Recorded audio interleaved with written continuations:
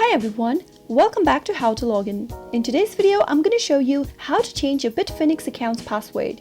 Keep watching the video till the end and don't forget to subscribe to our channel by hitting the subscribe button. Press the notification bell icon so that you'll never miss another update from us. In order to change your password on Bitfinex, go and tap open your web browser. Now, in the search box, type in www.bitfinex.com and search. You'll end up in the login area of Bitfinex. Enter your username or your email in the first text box. I'm going to type in my email. Now go to the next text box where it says password. Now if you want to log in with the same password, then you can type in your previous password in the text box where it says password. But if you'd like to change your password to something new, you can tap on the forgot password link at the bottom of the screen. Once you tap it on, you'll need to enter your email address in the next page. Type in your email one more time, correct, and tap on submit.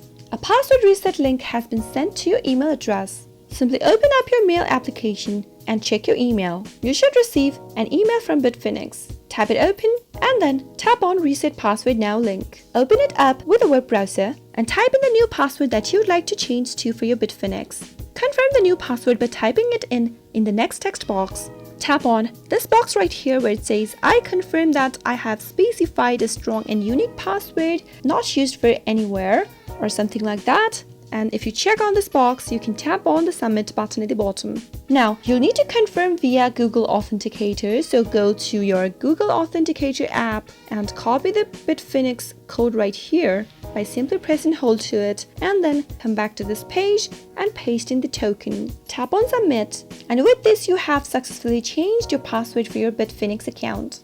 Next time you log into your account, make sure to type in the same password that you just recently changed to.